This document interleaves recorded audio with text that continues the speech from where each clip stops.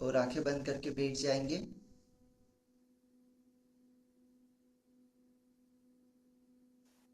Sir की तरफ ध्यान ले जाइए।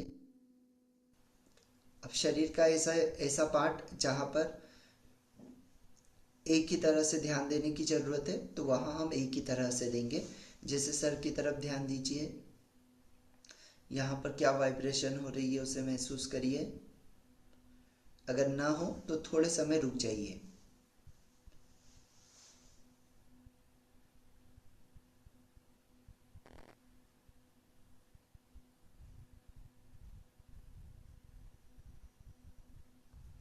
फिर फोरहेड की तरफ जाइए।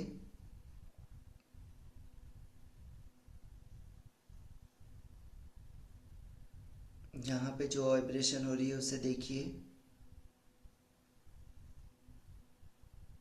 धड़कन सी है, फड़कन सी है, बुदबुदाहट सी है, गुदगुदाहट सी है,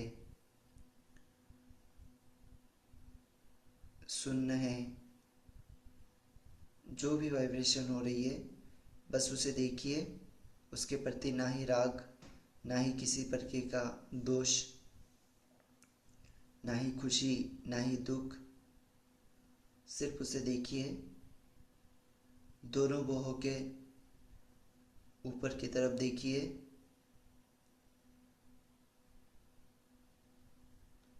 आँख के ऊपर, आँखों के नीचे।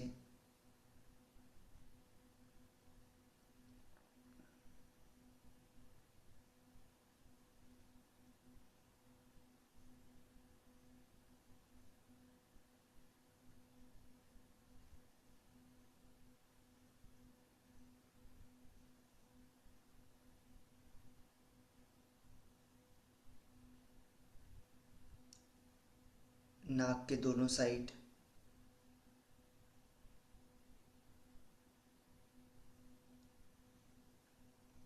अधिष्ठान में बैठना है आपको। हाथ पैर बिल्कुल ना हिले। आंखें बिल्कुल नहीं खोलना है।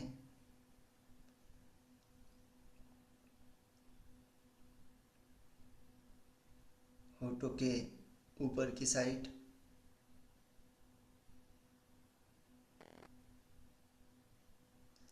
नीचे की साइड में होठों के।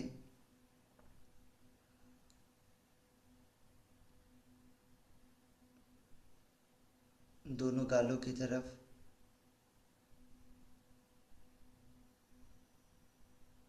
कान की तरफ।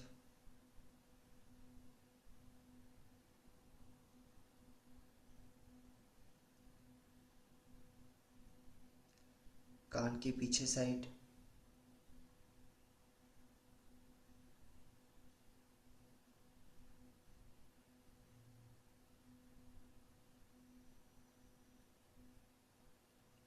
होठों के नीचे वाला हिस्सा।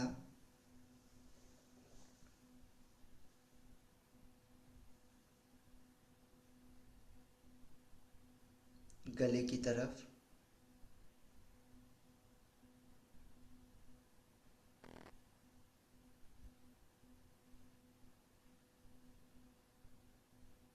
दोनों शोल्डर की तरफ।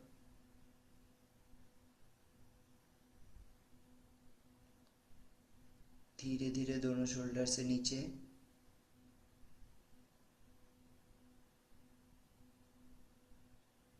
एल्बो की तरफ।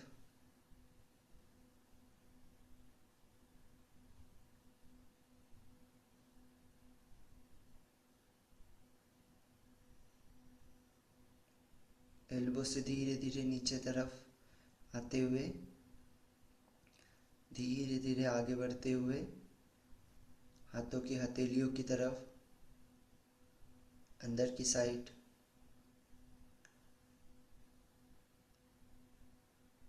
हाथों के ऊपर की तरफ।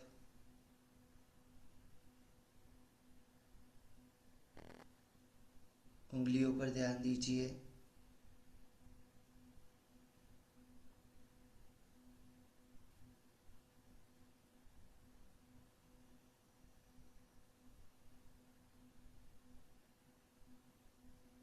चेस्ट की तरफ। धीरे धीरे नीचे आइए। सिर्फ वाइब्रेशन को देखना है। जो भी वाइब्रेशन हो रही है, जो भी फील हो रहा है, बस उसे दृष्टा भाव से देखना है और आगे बढ़ जाना है। अगर फीलिंग ना हो तो वहाँ पे कुछ समय रुकना है और रुककर पूरे फोकस के साथ उसे दृष्टा भाव से देखना है, फिर आगे बढ़ जाना है।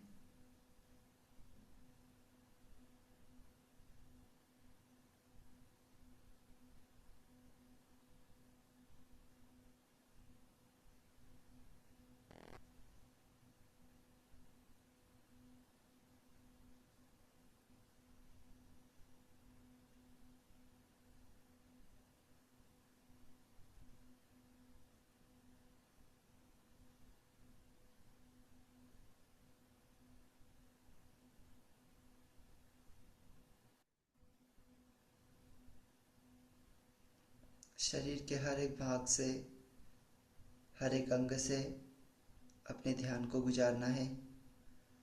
बैक साइड की तरफ ले जाइए, पीछे की तरफ। शोल्डर से थोड़ा सा नीचे आइए, दोनों तरफ, दाएं तरफ बाएं तरफ। धीरे धीरे नीचे आते जाइए। जो भी वाइब्रेशन हो रही है, सिर्फ उसे दृष्टा भाव से देखना है। अच्छी है, बुरी है, कोई रिएक्शन नहीं करना है, सिर्फ देखना है और आगे बढ़ जाना है। अगर ना महसूस हो तो कुछ समय के लिए, कुछ सेकेंड के लिए वहाँ पर रुक जाना है, फिर आगे बढ़ना है।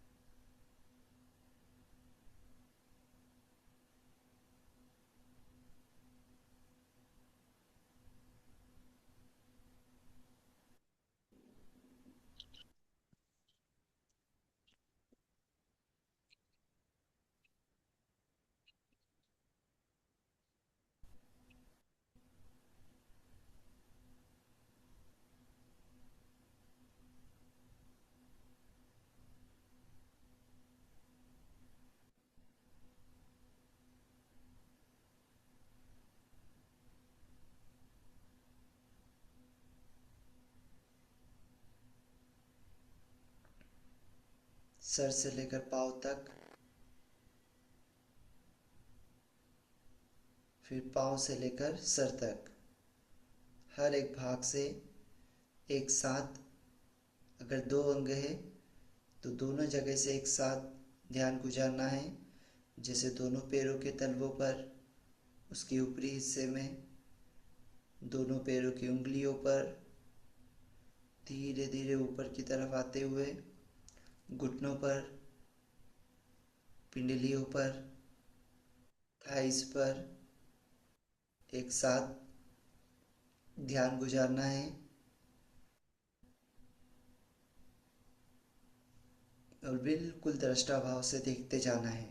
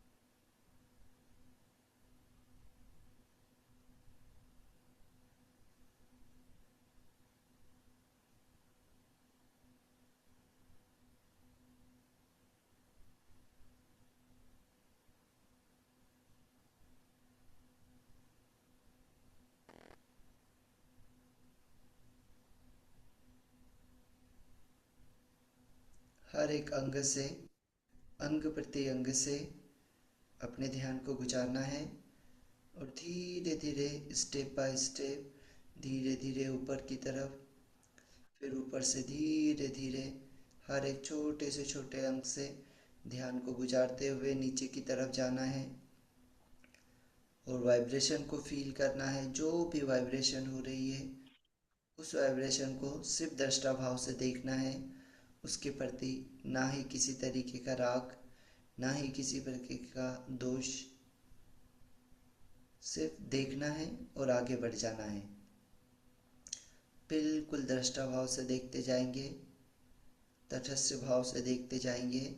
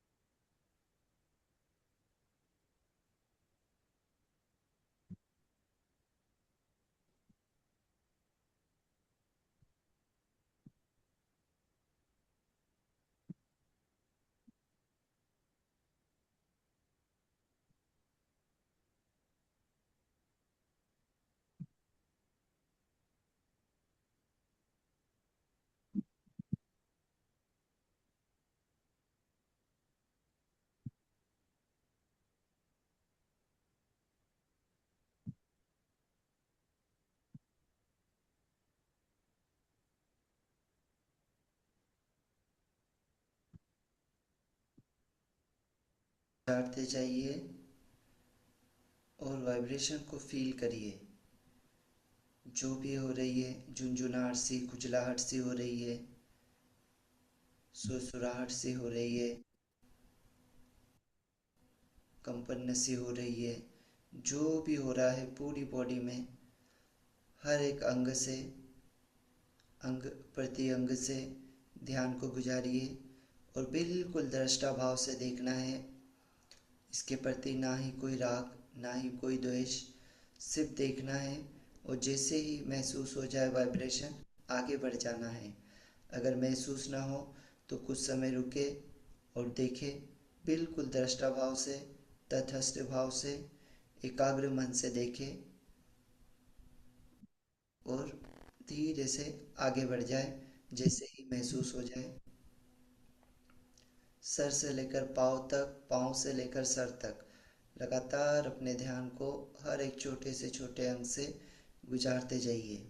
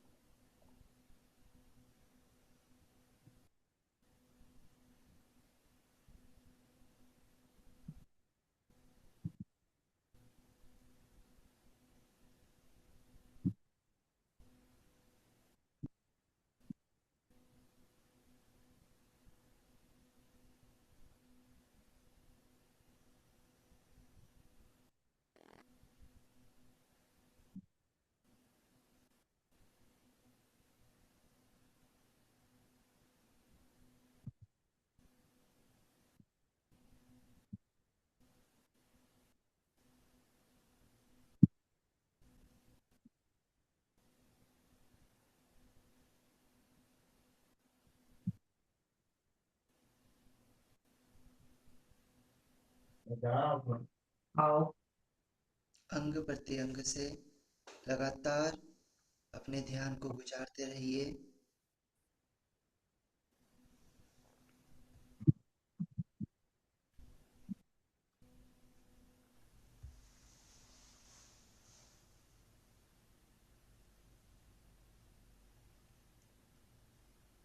सर की तरफ, पूरे सर की तरफ, पूरे सर पर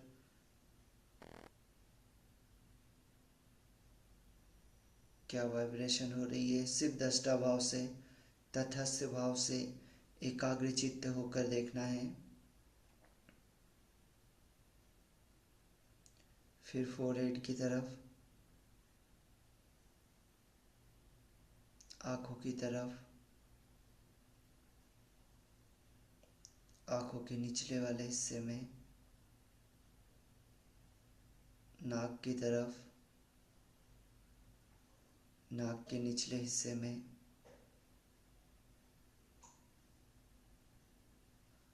कान की तरफ, कान के पीछे वाले हिस्से में,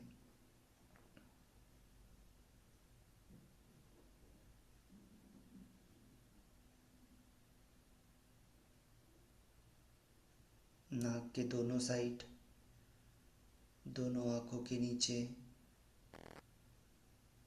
दोनों चिक्स गालों की तरफ, धीरे धीरे नीचे आते हुए होठ के ऊपर की तरफ, होठों के नीचे की तरफ, चिन की तरफ, गले के दोनों साइड,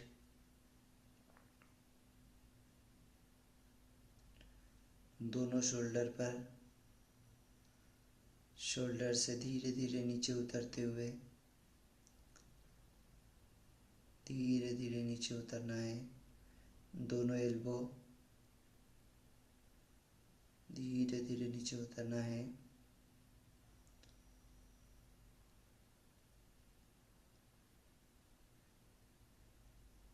हाथों के उंगलियों की तरफ, दोनों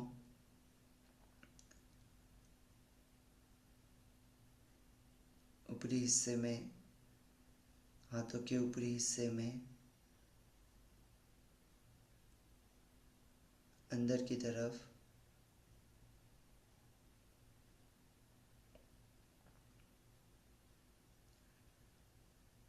चेस्ट की तरफ,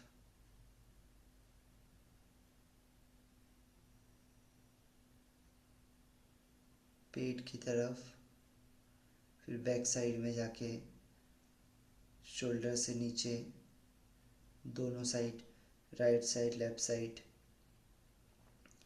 धीरे धीरे नीचे आइए और नीचे, धीरे धीरे नीचे आते जाइए। दृष्टा भाव से देखते जाइए। बैक साइड में हर एक छोटे से छोटे अंग से भाग को अपने शरीर के हर एक छोटे से छोटे अंग से ध्यान को गुजारिए। फोकस के साथ, तटस्थ भाव के साथ दोनों पैरों को धीरे धीरे थाइस की तरफ, थाइस से धीरे धीरे नीचे,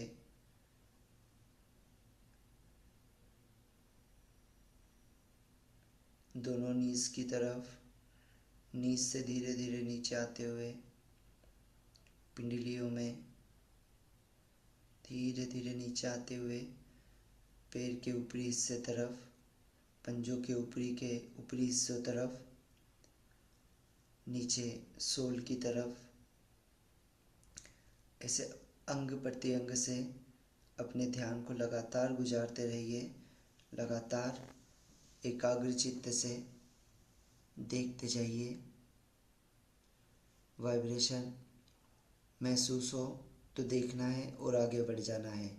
अगर ना महसूस हो तो थोड़े समय रुकना है, फोकस करना है और जैसे ही वाइब्रेशन आ जाए वापस आगे बढ़ जाइए।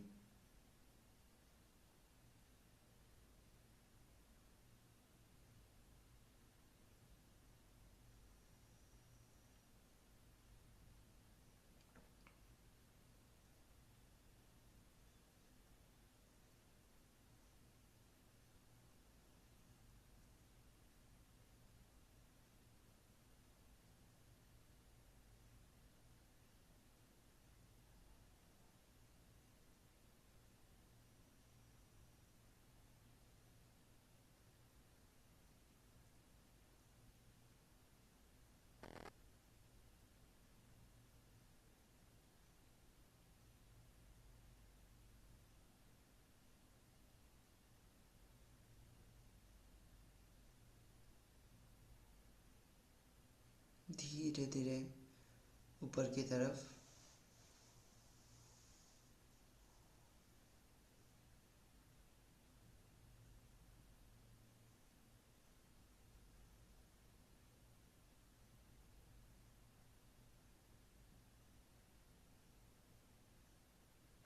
अंग प्रत्यंग से अपने ध्यान को गुजारते जाइए। इसके प्रति कोई राग नहीं, कोई द्वेष नहीं। अच्छी संवेदना हुई तो खुश नहीं होना है। अगर बुरी संवेदना हुई, दर्द हुआ, खुजली हुई तो भी उसके प्रति कोई द्वेष नहीं, दुख नहीं। बस समता भाव से देखना है और धीरे से ऊपर की तरफ आ जाना है। हर संवेदना को महसूस करिए। छोटे से छोटे अंग में संवेदना को फील करिए।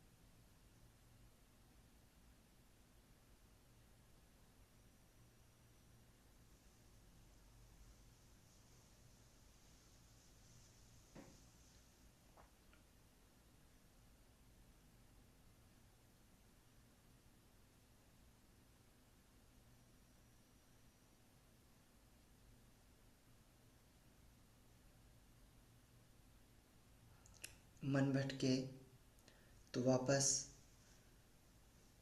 अंग प्रत्यंग पे ले आना है। मन को भटकने नहीं देना है।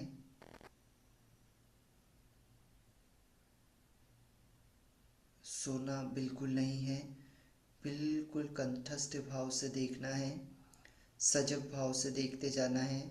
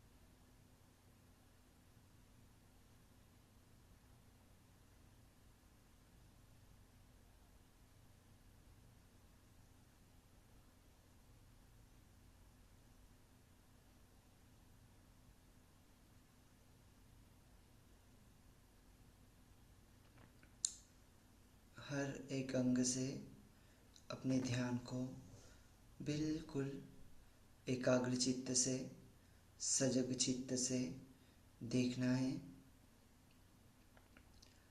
जो भी सेंसेशन महसूस हो रही है, जो भी वाइब्रेशन महसूस हो रही है, सिर्फ एकाग्र चित्त से देखते जाइए। धड़कन सी है, फड़कन सी है, खुजलाहट सी है, बुदबुदाहट सी है, जो भी फीलिंग हो रही है सिर्फ देखते जाइए और देखते देखते आगे बढ़ जाइए।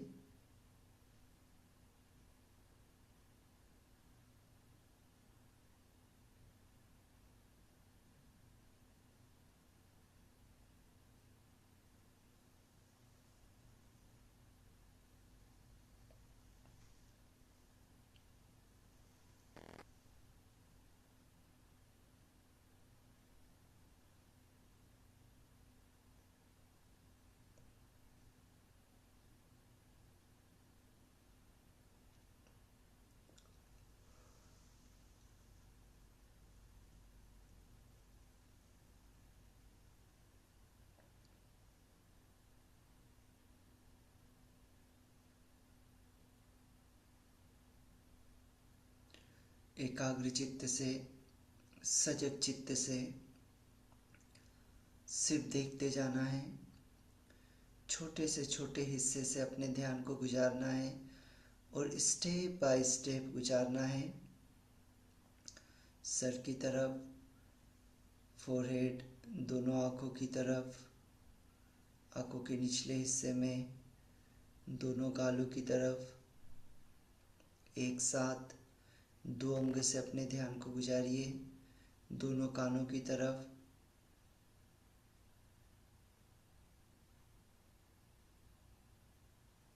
गले की तरफ, दोनों शोल्डर, शोल्डर से नीचे, एल्बो, एल्बो से नीचे, हाथों की उंगलियों की तरफ, पंजों की तरफ, धीरे धीरे नीचे, हाथों के ऊपरी हिस्से में,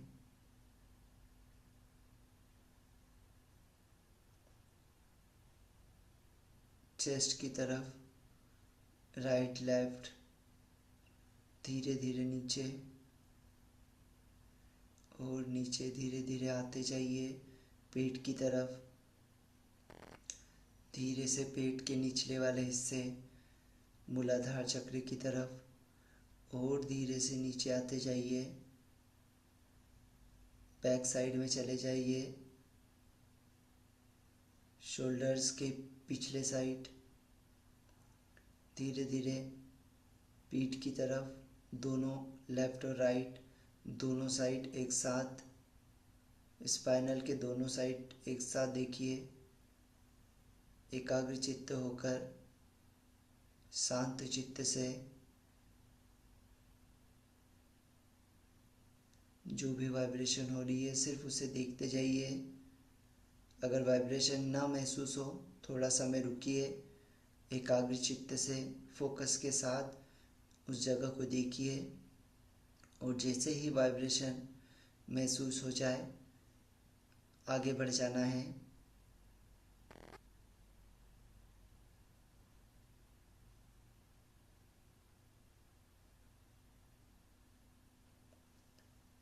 अच्छी हो फीलिंग तो राग नहीं, बुरी हो तो द्वेष नहीं, अच्छा हो तो खुश नहीं होना है, बुरा हो तो दुखी नहीं होना है। बिल्कुल सजग चित्त से, एकाग्र चित्त से देखते जाना है और आगे बढ़ जाना है।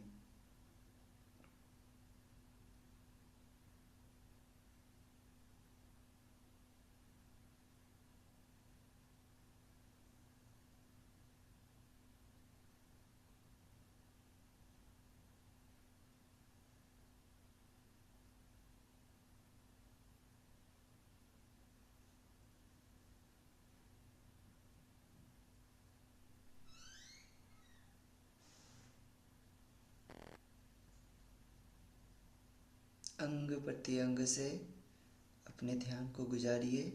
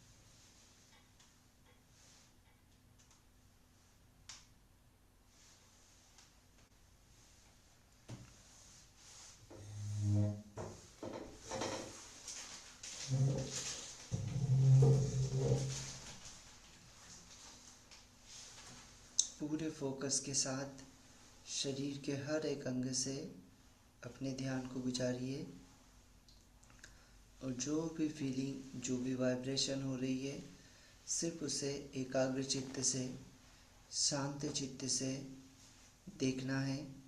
उसके प्रति राग नहीं, द्वेष नहीं, सिर्फ देखते जाना है।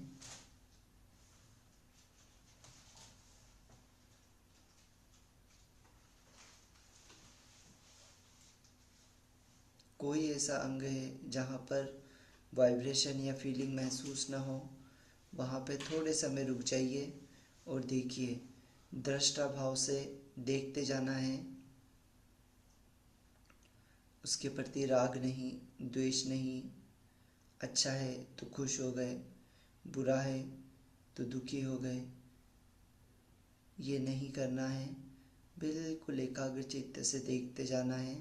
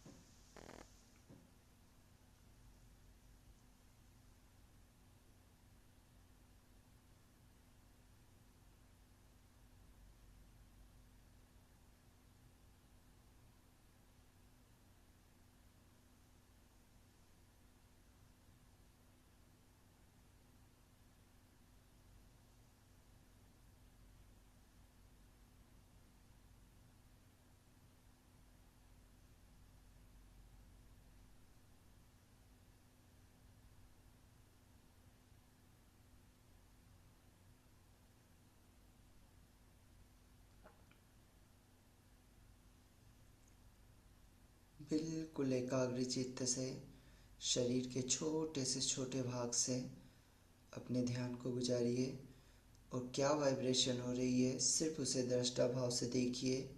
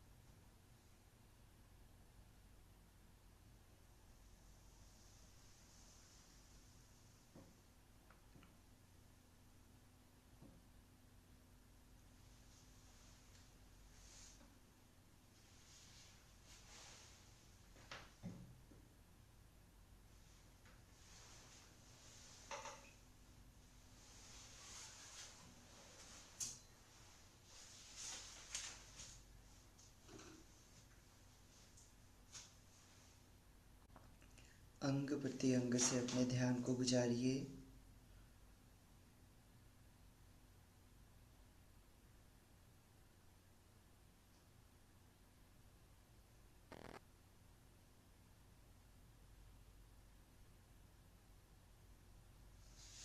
धीरे धीरे हर एक भाग को देखिए।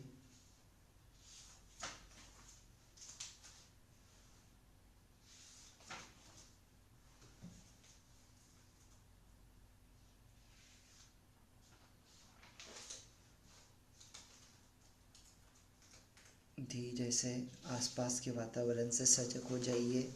दोनों हाथों को पैरों को हिला सकते हैं। धीरे से दोनों हाथों को जोड़ लीजिए और आज के दिन के लिए ग्रेटिट्यूड देना शुरू करिए। अपने माता पिता के लिए, भाई बहन के लिए, जो भी सुख सुविधाएं आपको मिली है उसके लिए धन्यवाद दीजिए।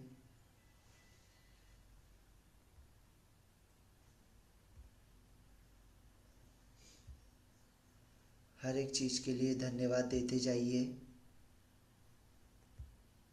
जो भी पैसा आज आपके पास है, जो दिन आज आपको देखने के लिए मिला है, उसके लिए धन्यवाद दीजिए। हर छोटी से छोटी चीज़, इस प्यारे से शरीर के लिए धन्यवाद दीजिए। शरीर के हर एक अंग के लिए धन्यवाद दीजिए। धन्यवाद।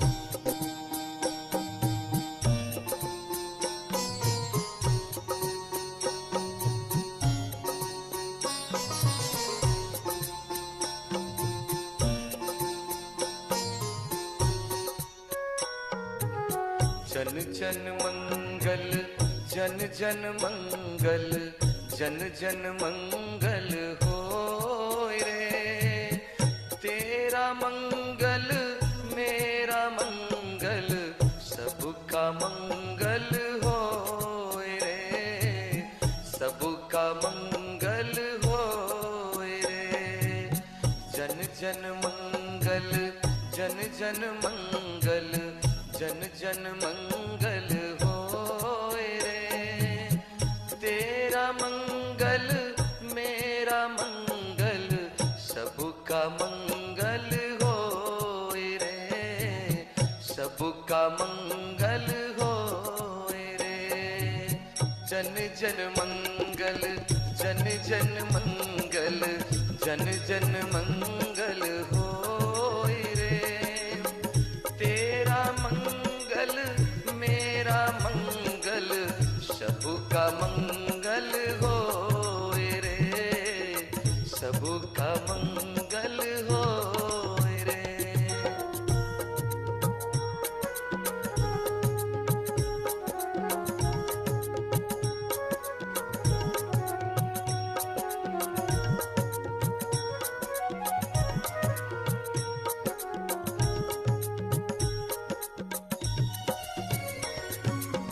सूत धर्म सबके मन जागे, पाप पराजित होए रे।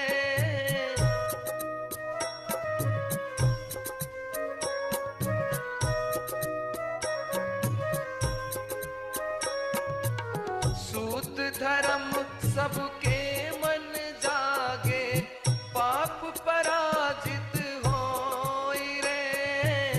पाप पराजित होए रे। जो जो आए धर्म सीखने, उनका मंगल होए रे। उनका मंगल होए रे। बोलो जन जन मंगल, जन जन मंगल, जन जन मंगल होए रे। तेरा मंगल मेरा मंगल, सबका मंगल होए रे। सबका मंगल होए रे।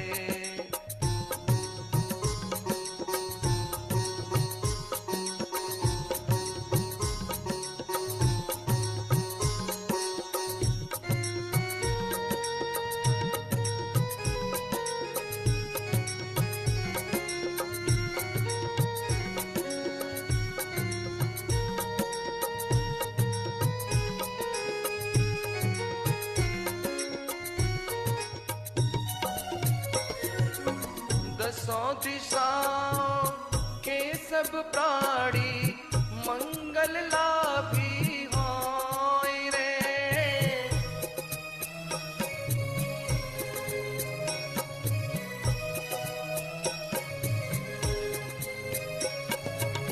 दसों दिशाओं के सब प्राणी मंगल लाभी होय रे, मंगल लाभी होय रे। निर्भय हो निर्वैर बने और सभी निरामय होय रे, सभी निरामय होय रे। बोलो जन जन मंगल, जन जन मंगल, जन जन मंगल होय रे। तेरा मंगल मेरा मंगल, सबका मंगल होय रे, सबका मंगल होय रे।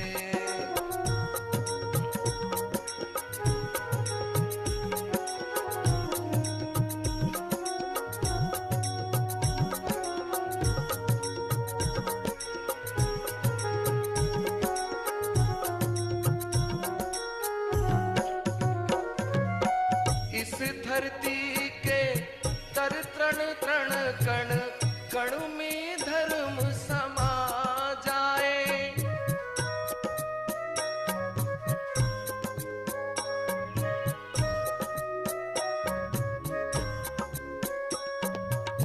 इस धरती के तर तृण तृण कण कण में धर्म समा जाए, कण कण में धर्म समा जाए।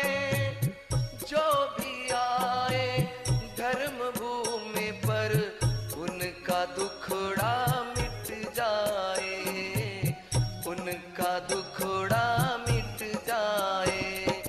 जन जन मंगल, जन जन मंगल, जन जन मंगल होय रे। तेरा मंगल मेरा मंगल, सबका मंगल होय रे, सबका मंगल होय रे।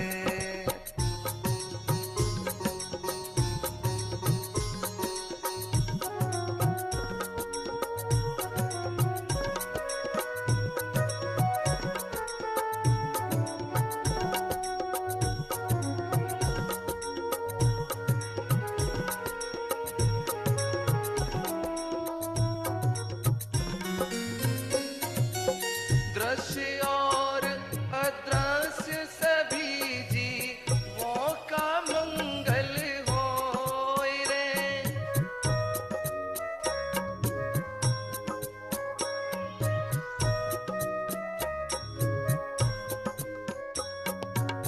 दृश्य और अदृश्य सभी जीवों का मंगल होय रे, जीवों का मंगल होय रे। जल के थल के और गगन के प्राणी सुखिया होय रे, प्राणी सुखिया होय रे। जन जन मंगल, जन जन मंगल, जन जन मंगल होय रे। तेरा मंगल मेरा मंगल, सबका मंगल होय रे, सबका मंगल होय रे। बोलो जन जन मंगल, जन जन मंगल, जन जन मंगल होय रे। तेरा मंगल मेरा मंगल, सबका मंगल होय रे, सबका मंगल होय रे, सबका मंगल होय रे, सबका मंगल होय रे। आगे का प्रवचन सुनेंगे। 6 दिन हो गए नहीं आया, ये हो गया वो हो गया, अब चाहिए रे ऐसा आनंद चाहिए रे, फिर व्याकुल हुआ। वैसी अनुभूति चाहिए, वैसी अनुभूति आ नहीं रही है। तो अनुभूतियों के स्तर पर अब समझ रहा है कि जो जो करता हूं वो कामना नहीं होती है, तो देख व्याकुल हो जाता हूं। इससे भी बुद्ध नहीं बना। और गहराई में गया और गहराई में गया, तो गहराई में जाते जाते एक सच्चाई और प्रकट हो गई, सबको प्रकट हो जाती है। संखित्तेन पंच उपादान खंड दुख। अब संक्षेप में, जब तक मन विक्षिप्त था, बिखरा हुआ था, तब तक बात नहीं समझ में आए। संक्षिप्त होता गया, संक्षिप्त होता गया, खूब संक्षिप्त होकर गहराइयों में चला गया, बड़ा गहरा ऑपरेशन हो गया। तो संक्षिप्त होकर के गहराइयों में जाकर के देखता है तो बात समझ में आती है, पंच उपादान खंड। अरे ये दुख है, दुख का सही स्वरूप ये है। क्या पंच उपादान खंड? पंचखंड तो जैसे कल समझाया, एक तो स्कंद, शरीर का स्कंद, ये पृथ्वी, अग्नि, जल, वायु और उनका स्वभाव, इस तरह के कलापों से, परमाणुओं से बना हुए शरीर, इसको उन दिनों की भाषा में रूप स्कंद कहते थे, शरीर स्कंद कहते थे। और दूसरा ये चित्त का स्कंद, जिसके 4 हिस्से, कल जैसे समझाया, विज्ञान, संज्ञा, वेदना, संस्कार, ये 4 और ये 1, ये 5 जुड़ करके इनके प्रति जो उपादान पैदा कर लिया, पुरानी भाषा है, आज तो ये शब्द नहीं इस्तेमाल होता, उपादान माने आसक्ति पैदा कर ली, बड़ा चिपकाव पैदा कर लिया, उसके प्रति मैं मेरे का भाव पैदा कर लिया। अरे ये दुख है। भीतर जाते जाते बात समझ में आ गई, आखिर राग भी क्यों जागता है कि इस सारे प्रपंच के प्रति मैं ऐसी आसक्ति पैदा कर ली। अब इस मैं के खिलाफ कोई एक शब्द बोला कि द्वेष आया, ना अच्छा लगा द्वेष आया, अच्छा लगा प्रिय लगा राग जगाया, इसके खिलाफ कोई किसी ने एक काम कर दिया, अच्छा लगा राग जगा, बुरा लगा द्वेष जगा। ये मैं का जो बेस है और ये आसक्ति है किसके प्रति? इस रूप शरीर के प्रति, इस चित्त के प्रति, इन 5 के संग्रह के प्रति, इस समुच्चय के प्रति, इस इकाई के प्रति कितनी गहरी आसक्ति, कितना गहरा तादात्म्य इसके साथ मैं मेरे का भाव बुद्धि के स्तर पर खूब समझता है। कहता है शरीर मैं नहीं, मेरा नहीं, मेरी आत्मा नहीं, ये चित्त भी मैं नहीं, मेरा नहीं, मेरी आत्मा नहीं, उसके 4 खंड हो चाहे, मैं नहीं, मेरा नहीं, मेरी आत्मा नहीं, बुद्धि के स्तर पर खूब समझता है। क्या काम आया? वास्तविक बात नहीं ना। वास्तविक बात तो भीतर जाने पर देखिएगा, सच्चाई ये है कि ये शरीर ही मैं हो गया है, मेरा हो गया है, इसके प्रति बहुत गहरा तादात्म्य भाव आ गया है, इसके प्रति बहुत गहरी आसक्ति हो गई है, उपादान हो गया है। ऐसे ही ये 4 के 4 मानसिक स्कंद भी बड़ी तादात्म्य भाव और बड़ी आसक्ति इनके प्रति। अरे ये मेरे दुख का, ये दुख है मेरा, बात खूब समझ में आने लगती है। ऊपर ऊपर से 1000 कहता रहे मैं नहीं, मेरा नहीं, भीतर देखता उपादान ही उपादान, बड़ी गहरी आसक्ति इसके प्रति खूब समझ में आने लगा, अनुभूति से समझ में आने लगेगा। बहुत लोग ऐसे आते हैं जिन्होंने बचपन से ये लेप लगाए हैं बुद्धि पर, शरीर मैं नहीं, मेरा नहीं, शरीर मैं नहीं, मेरा नहीं, और जब पीड़ा जागती है तो हाय रे मरा रे, हाय रे, ये घंटे भर की बैठक ना करवाए तो अच्छा, और तो सारा ठीक है, ये घंटे भर की क्यों? मेरा नहीं ना, शरीर तू नहीं ना, शरीर तेरा नहीं ना, तू तो इस फिलोसफी को मानने वाला बाबा, तू काहे रोता है? अरे फिलोसफी अपनी जगह है, वो तो बुद्धि विलास करने के लिए, वाणी विलास करने के लिए। वास्तविक बात तो ये है कि इतनी पीड़ा हमसे नहीं सहन होती, शरीर ही मैं हो गया, शरीर मेरा हो गया, ये वास्तविक, ये सत्य है।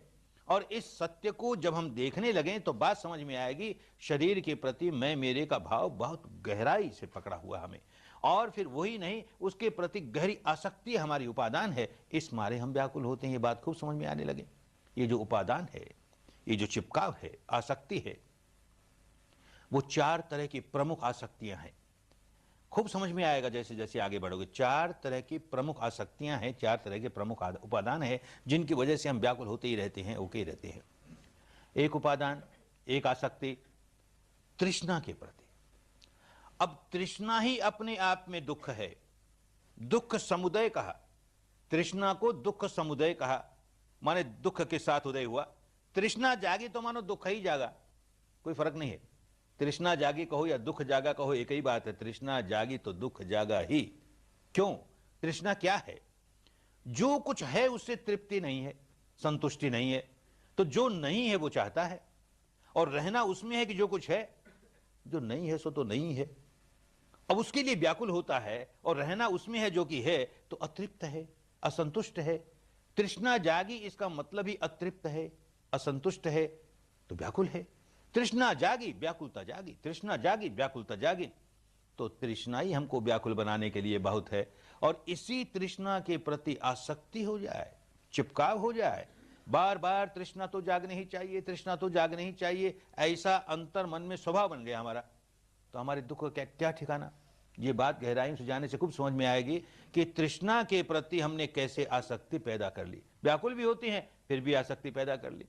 किसी को दाद हो गया, किसी को कोढ़ हो गई, तो जी करता है खुजलाएं, खुजलाता है, पीड़ा होती है, खुजलाता है, पीड़ा होती है, पर एक हिस्सा मन का उसे चाहता है, फिर जी चाहता है फिर खुजला ले, पीड़ा होती है फिर जी चाहता है फिर खुजला ले, पीड़ा हो रही है फिर भी खुजलाया चाहता है, तृष्णा से व्याकुल हो रहा है फिर भी तृष्णा जगाता है, व्याकुल होता है जगाता है, व्याकुल होता है जगाता है। ये स्वभाव बन गया, उसके प्रति एक उपादान, एक आसक्ति, एक चिपकाव बन गया। एक तृष्णा जागी और किसी तरह से हमने उसे पूरी कर ली, बात समाप्त नहीं होती। एक तृष्णा जाग के पूरी हो गई तो हमारी तो आसक्ति है ना तृष्णा के प्रति, अब दूसरी तृष्णा जागनी ही चाहिए। जिस वस्तु के प्रति, व्यक्ति के प्रति, स्थिति के प्रति, घटना के प्रति तृष्णा जागी और उसकी पूर्ति हो गई, झट फिर दूसरी कोई व्यक्ति, वस्तु, स्थिति के प्रति तृष्णा जागेगी, वो पूरी हो गई किसी और के प्रति जागेगी, वो पूरी हो गई किसी और की। अरे अंत नहीं, इसका अंत ही नहीं। बिना पैंदे की बाल्टी है, भर ही नहीं सकेंगे, जागती जाएगी तृष्णा, जागती, क्योंकि उपादान हो गया तृष्णा को, तृष्णा के प्रति आसक्ति पैदा कर ली, ऐसा स्वभाव बना लिया। तृष्णा रहनी ही चाहिए तो दुख रहना ही चाहिए। एक उदाहरण से समझें, एक बेचारा गरीब आदमी अपनी कुटिया में रहता है, झोंपड़ी में रहता है, बड़ा खुश, दिन भर मेहनत मजदूरी करके 2 वक्त पेट भरता है, आराम से सुख की नींद सोता है। एक दिन एकाएक उसके मन में आया, अरे मैं इस मामूली झोंपड़ी में रहूं और सामने देखो ये सेठ इतनी ऊंची अट्टालिका में, इतनी ऊंची हवेली में रहे, मेरा भी कोई जीवन है, वैसी हवेली चाहिए। अब लगा रोने, वैसी हवेली चाहिए रे, वैसी हवेली चाहिए रे, कहाँ से आए, रोई जाए, बड़ा व्याकुल, बड़ा दुखियारा। और ऐसा संयोग हुआ, कोई स्टेट लॉटरी खुल गई, 2, 4, 5, 10 लाख आ पड़े। पहला काम यही किया कि वो हवेली खरीदी, घर का मालिक हो गया, बड़ा खुश। कितनी देर खुश, 2 दिन भी उस घर की हवेली का सुख नहीं भोग सका, क्योंकि अनेक सेठों के घर में गया तो अंदर इतने फर्नीचर, ऐसे वेल फर्निश्ड घर, और ये तो नंगी हवेली। बेचने वाले ने हवेली बेची, बिल्डिंग बेची, फर्नीचर थोड़ी बेचा। अब लगा रोने, फर्नीचर चाहिए, हवेली का सुख तो खत्म, अब हाँ फर्नीचर चाहिए रे, फर्नीचर चाहिए रे। झूठ सच कह के कुछ रुपये और जुड़ाए और किसी तरह से सारे घर को फर्नीचर से भर लिया। अब तो खुश है, कहाँ खुश है। इतने में कान में आवाज सुनाई दी, पड़ोसी घर से कोई आवाज आ रही है। किसकी आवाज आ रही है? उसका रेडियो बज रहा है।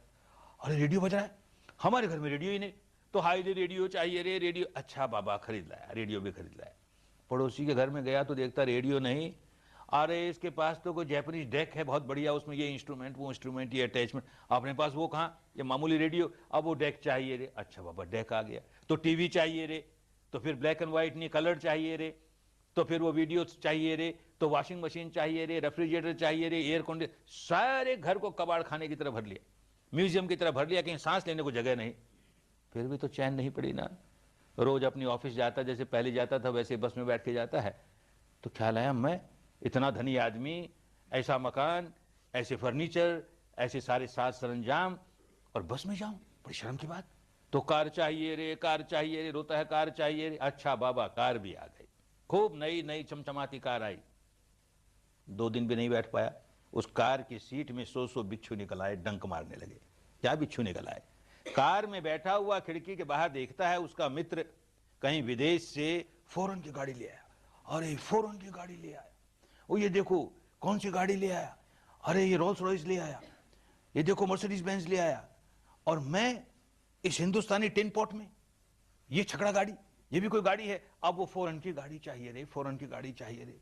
अच्छा बाबा फॉरेन की गाड़ी आ गई, तो ये मॉडल चाहिए रे, वो, अरे सारे मॉडल आ गए। अब तो खुश हो? नहीं, ये मॉडल का भी नया एक और चाहिए रे। रोल्स रॉयस आई तो 1 नहीं 2 चाहिए रे, 2 नहीं 4 चाहिए रे। सोच रोज नई नई रोल्स रॉयस में बैठ के निकलूं, अरे कहां अंत आएगा भाई। फिर ये हुआ तो विदेश के लोग तो अपना अपना हेलीकॉप्टर रखते हैं, हमारे पास हेलीकॉप्टर ही नहीं, वो चाहिए। वो आ गया तो इनके पास तो अपना अपना विमान है, हवाई जहाज, हमारे पास हवाई जहाज ही नहीं। वो हुआ तो इनके पास तो कॉस्मोस, हवा में जाने के लिए, चंद्रमा पर जाने के लिए क्राफ्ट है, ऐसे यान है, हमारे पास तो वही नहीं। अरे कहां अंत आएगा भाई। तृष्णा के प्रति आसक्ति हो गई ना, एक पूरी होते ही दूसरी सिर उठाएगी, एक पूरी होते ही दूसरी सिर उठाएगी। ये बहुत बड़ी आसक्ति, तृष्णा के प्रति आसक्ति बहुत दुखदाई है, बहुत दुखदाई है। एक और उपादान होता है, एक और आसक्ति होती है, चिपकाव होता है मैं के प्रति, मेरे के प्रति बहुत बड़ा चिपकाव है। मैं मेरा मेरा कितना गहरा। ऊपर ऊपर से कहेगा मैं कुछ नहीं, मेरा कुछ नहीं, अरे ये सारा तो माया है, ये तो ऐसा है ऐसा है, भीतर देखिएगा तो बहुत गहरा चिपकाव है मैं के प्रति, मेरे के प्रति। मैं फिर जिसको मेरा कहता है, मेरा मेरा मेरा, कितना गहरा चिपकाव। मेरी घड़ी, अरे इतनी कीमती घड़ी यहां तो मिलती ही नहीं, विदेश से कोई ले आया और उसे प्राप्त हुई, किसी असावधानी से, मेरी असावधानी से गिर पड़ी और टूट गई। आप देखो विपश्यना नहीं की होगी तो रोएगा, हाय रे मेरी घड़ी टूट गई रे, इतनी कीमती घड़ी टूट गई रे, इस देश में तो मिलती ही नहीं रे, इस देश में तो इसके कल पुर्जे नहीं मिलते रे, रोई जा रहा है, रोई जा रहा है, टूट गई ना इसलिए रोई जा रहा है। ऐसी ही घड़ी, इसी मॉडल की, इसी कीमत की, ऐसी विदेशी घड़ी मेरे मित्र के कलाई में बंधी हुई और उसकी असावधानी से गिर गई और टूट गई। अब नहीं रोना आता, अब तो उपदेश देता है उसे, अरे इतनी कीमती घड़ी तुम्हें संभाल कर रखनी चाहिए थी, इस देश में तो मिलती नहीं, इसके कल पुर्जे नहीं मिलते। क्यों भाई, वैसी घड़ी टूटी ना, उस घड़ी के टूटने पर क्यों नहीं रोया रे? किसी घड़ी के टूटने पर कोई नहीं रोता दुनिया में, कीमती से कीमती घड़ी के टूटने पर कोई नहीं रोता। मेरी घड़ी टूटी रे, मेरी रे, जितना जितना मेरा और उस मेरे के प्रति जितनी जितनी आसक्ति, उतना दुख आने वाला ही है। दुनिया की कोई शक्ति बचा नहीं सकती हमें। मेरा मेरा मेरा, ये मेरा मेरा मेरा जो कह रहे हैं, वो वस्तु कोई 150 रुपये की हो कि 150 करोड़ रुपए की हो, कुछ फर्क नहीं पड़ा। आसक्ति कितनी है, दुख आसक्ति का है, उस वस्तु का नहीं, उस वस्तु की कीमत का नहीं। एक घटना घटी, नया नया ब्रह्मदेश से आया था कोई एक सर्व सेवा संघ का नेता, उन दिनों से परिचित था, राजस्थान का रहने वाला। उसने कहा एक शिविर राजस्थान में लगाइए, आपके पुरखों की भूमि है, हाँ जरूर लगाएंगे, आप प्रबंध कीजिए। तो बेचारा जगह ढूंढते ढांढते एक गांव में उसे जगह मिली, बामणवाड़ नाम का गांव है। शिविर लगा, उस गांव के तो कितने लोग आते, छोटा सा गांव था, आसपास के नगरों से लोग आए। तो एक जरा दूर से नगर से एक बुढ़िया आ गई, शिविर लगा, सब ध्यान कर रहे हैं। चौथा दिन, पांचवां दिन, किसी ने बुढ़िया माई को कहा या उसने सुना कि यहाँ धम्मा हॉल में सुबह सुबह 6 से 6:30 बजे कोई पाठ होता है, कोई वंदना होती है, कोई मंगल मैत्री होती है, ये तो कार्यक्रम में लिखा ही नहीं, तो मैं तो जाती नहीं। तो मैनेजमेंट से पूछा मैं भी जा सकती हूँ क्या? उन्होंने कहा जरूर जा सकती हो, लेकिन बैठ के ध्यान करना होगा। हाँ हाँ ध्यान ही करूंगी। चलिए आई, 6 से 6:30 सारी मंगल मैत्री लेकर के बड़ी खुश हुई, बहुत खुश हुई, मुस्कुराते ही मुस्कुराते अपने निवास स्थान पर गई। निवास स्थान के कमरे में पहुंची कि चीखी जोर से, बड़े जोर से रोई। लोग भागे गए, कोई सांप ने काट लिया कि बिच्छू ने काट लिया, हो क्या गया बुढ़िया माई को? और जाके पूछे तो रोई जाए, जवाब ही न दे। क्या हुआ माई बताओ तो। 10-15 मिनट के बाद जरा रोना कम हुआ तो कहती है क्या बताऊं, मैं तो लुट गई, मैं तो मारी गई। क्या हुआ बुढ़िया माई? कहती है मेरे जीवन भर की कमाई के 20 रुपए एक थैली में, कपड़े की थैली में उसे लेकर आई थी साथ। और 60 वर्ष पहले जब मेरा विवाह हुआ था तो गौने में मुझे दहेज में एक चांदी की लड़ मिली थी, कोई आभूषण मिला था, वो उसमें था। और आने लगी तो पड़ोसन ने एक सूखी मिठाई का टुकड़ा दे दिया, वो भी उस थैली में था। ध्यान करूं तो उसके पांव के नीचे दबा के ध्यान करूं, रात को सोऊं तो सिरहाने रख करके सोऊं। अरे ये पाठ सुनने क्या चली गई, मैं तो पीछे से कोई ले गया मेरा, मैं तो लुट गई रे, मैं तो लुट रही जाए। अरे उन्होंने कहा बुढ़िया माई तेरे 20 रुपये नगदावन और 20 एक का और माल मत्ता होगा, सब मिला के 50 एक के होंगे। तू इतना अच्छी साधना कर रही थी, किए जाना, हम तुम्हारा 50 रुपये का प्रबंध कर देंगे, तू करना। कहाँ माने, बुढ़िया रोई जाए। उन्होंने सोचा इसके हाथ में जब तक रुपया नहीं धरेंगे इसका रोना नहीं मिटेगा। इकट्ठा करने लगे, 50 के 100 रुपया हो गया, रखा बुढ़िया के हाथ में तो यूं फेंकती है, क्या करूं इस 100 रुपये को? मेरा जो वो आभूषण जो मुझे दहेज में मिला, उसके प्रति गहरी आसक्ति है ना, वो कहां, उसके बिना कैसे? रोई जाए, कैसे समझाएं इसे, वो तो गया सो गया, क्या करें। शाम होते होते किसी ने देखा एक पेड़ की डाल पर एक बंदर बैठा है और उसके हाथ में वो कोथली है और वो मिठाई निकाल के खा रहा है उसमें से। लोग पीछे भागे, बंदर से वो कोथली छुड़वाई, थैली छुड़वाई, बुढ़िया के हाथ में दी, उसका आभूषण हाथ में आया तो रोना बंद हुआ। तो ये आभूषण 20 रुपये का था कि 20 लाख की संपदा थी, कुछ फर्क नहीं पड़ता। आसक्ति कितनी, जितनी जितनी आसक्ति उतना उतना रोना आने ही वाला है। दुनिया की कोई शक्ति हमें बचा नहीं सकती। अपने को हिंदू कहते रहें, बौद्ध कहते रहें, जैन कहते रहें, ब्राह्मण कहते रहें, शूद्र कहते रहें, भारतीय कहते रहें, बर्मी कहते रहें, कुछ फर्क नहीं पड़ेगा। आसक्ति आई, व्याकुल हुआ। अपने को आत्मा का मानने वाला कहते रहे, नहीं मानने वाला कहते रहे, परमात्मा को मानने वाला कहते रहे, नहीं मानने वाला कहते रहे, द्वैतवादी अद्वैतवादी और न जाने क्या क्या वादी कहते रहे, कुछ फर्क नहीं पड़ेगा। अगर आसक्ति जागी है दुख आएगा ही, आसक्ति नहीं है तो दुख से छुटकारा होगा ही। जब तक इस मैं मेरा इसके प्रति आसक्ति है, बड़ा दुखियारा रहता है। भले कहे नहीं मैं मेरा, पर भीतर से मैं मेरे का भाव है, दुखियारा रहेगा ही। एक और घटना। एवरीवन, आवाज आ रही है सभी लोगों को?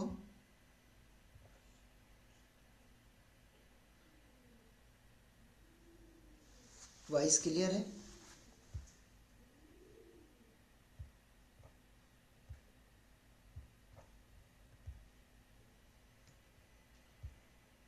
Okay okay okay. हाँ, मैम ने कहा कि वॉइस नहीं आ रही, तो मुझे लगा सच्ची में नहीं आ रही है। ओके मैम, एक बार चेक कर लीजिएगा आपके एंड से।